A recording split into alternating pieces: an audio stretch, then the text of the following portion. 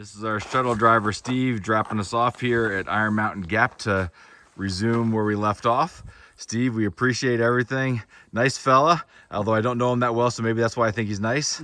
But no, he's been great. Talk to my wife, yeah. He has been over backwards to help us get all of our stuff just exactly right. Yep. Thank you so much. Yeah, we can't thank you enough. And as we told you that the shuttle drivers are, I mean, they're everything for us. We're glad to be here for you. It's a lot of fun. It's you know, it feels good helping people out. I mean, this is y'all doing dreams. You know, this is a dream y'all are doing. So we appreciate it. We got a lot more freight. Randy up the road. Randy lost and found shuttle.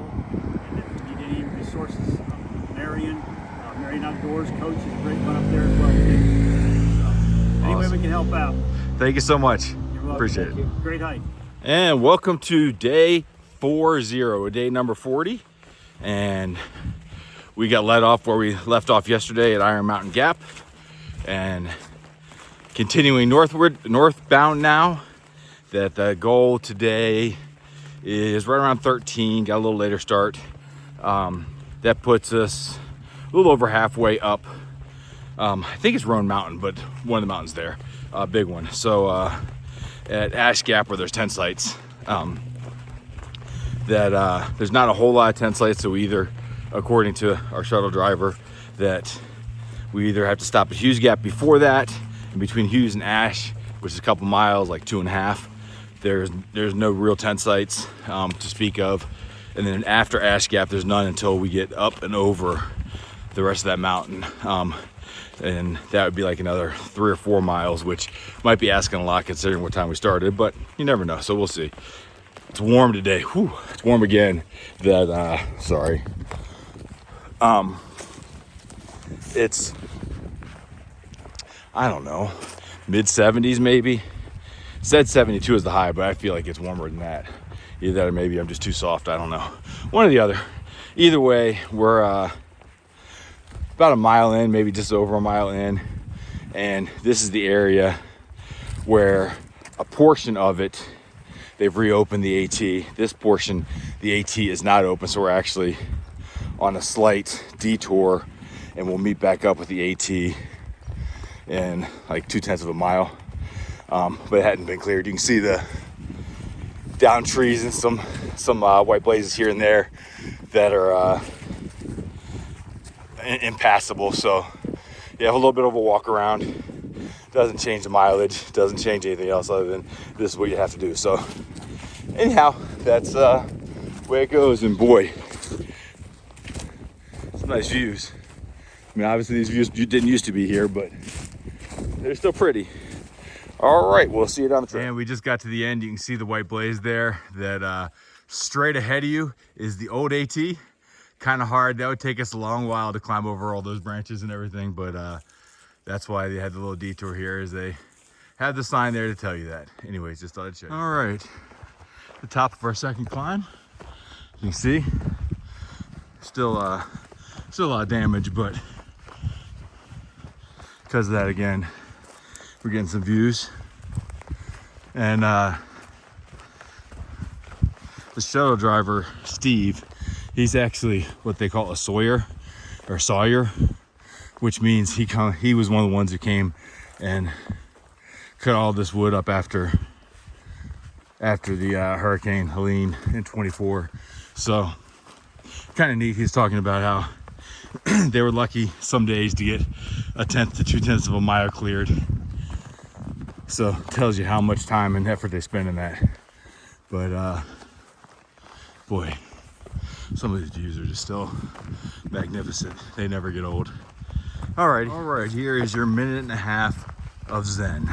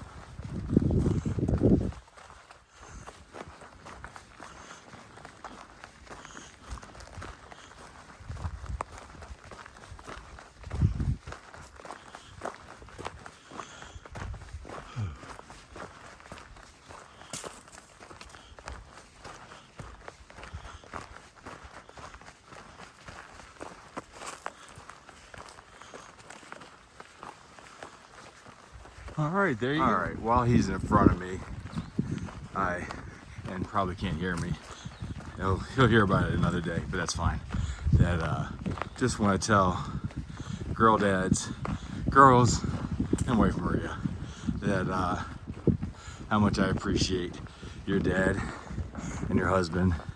He has been awesome to get to know, and it's been so much fun having a true friend out here that you're accomplishing this with. I know it's hard when Woody left, but hopefully Woody's back before long. But at the same time, that your dad's been great, and it's odd that didn't know that you would find somebody close in your age that you got along with so well. And I mean, Tootie's great too, but talking about Girl Dad right now, he's tremendous. So just want to say you got a good one. All right, well, while we're taking a little break, I just thought of something that ever since Lookout, Woody left, and hopefully he's coming back soon, but ever since he left, I can't remember Josh misplacing one item. Not one single thing. So I'm actually thinking that Woody was hiding stuff from him. Sabotaging. It was all his secret little plan to make Josh go crazy before the end of the trail, because now he hasn't misplaced anything. Now Tootie, on the other hand, he misplaces everything, but he always always find it. Yeah, it's always on him somewhere. So and 5 minutes later, he's like, "Oh, found it." Woody would have got away with it if it hadn't been for those meddling kids. Yeah, that's right. Anyways, I was just thinking about that. So if you watch this before you get back out here, well, we figured out your little ploy, and you were really good at it. And we're at Greasy Creek Gap, elevation 4,030. Alrighty, just thought I'd come back and give you the fine experience of getting water on this portion of the trail. We walked point 1 to where the shelter was because the other was unreliable, and there were no messages on far out. And then from the shelter is another, it said point 1, but I'm almost positive it's point 2, but it's also straight down. So nothing like a little more climbing, which brings me back to what our shuttle driver told us today, which was today was going to be nothing but PUDs. And PUDs in AT slang is pointless up and downs. And it's pointless because there's not views. You're just walking up and down mountains when you don't really have to walk up and down mountains. You can walk along the side or stay at the top or stay at the bottom. But instead we're going up, we're going down, we're going up, we're going down, and you haven't seen any great views today because there just aren't any. Hopefully that'll change, but we will get to Hughes Gap shortly, which is the base of Roan Mountain, which is a 6,270 foot mountaintop. So I think I might have said earlier that I didn't think we passed 6,000 footer again when we were in the Smokies. Obviously we do right here. That I don't know if we have another one anytime soon, but this one is. But this is I think it's 2,250 worth of climbing. So we'll get to Hughes Gap, which is at the base, and the plan is for us to go a little over halfway to Ash Gap, which there are tenting sites at. Now the challenge is between Hughes and Ash is nothing, and it is a steep looking climb, my friends. So we'll see how she goes. That imagine that's what we'll do unless something changes or I start crying, one or the other. Let's talk to you later. All right, we're at the top of the mountain right before Roan Mountain and got our first real true views of the day, and it's pretty cool. It's a pretty good one. Look at that house down there and all that field all by its lonesome. Oh, but those mountains go as far as the eye can see. Holy cow. I probably can see further than you can on the video, but I can count 1, 2, 3, 4, 5, 6, 7, 8, 9, 10 mountains like stacked on top of each other. It's amazing. It's literally as far as you can see. All right, on the way down, and we'll be to Hughes Gap, the base of Roan Mountain, in probably an hour or less. That just thinking that one thing from the videos you may not get is how hard this is. That unless you are in the middle of doing so many trails or in just, and when I say ridiculous shape, like ridiculous shape, this is hard for everybody. Walking up and down these mountains is still hard.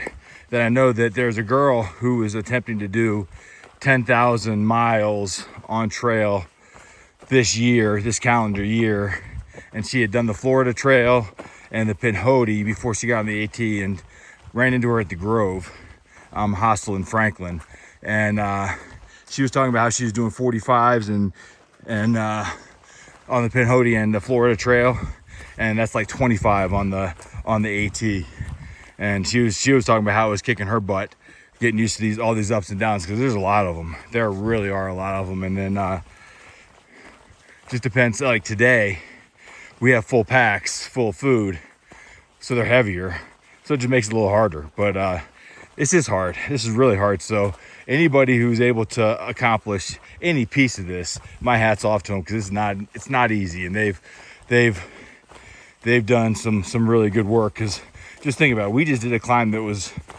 I don't know, just over 500 feet. And typically, if you're going to a trail, are you climbing more than 500 feet? A lot of times, no. But we do that, 6-7 times a day.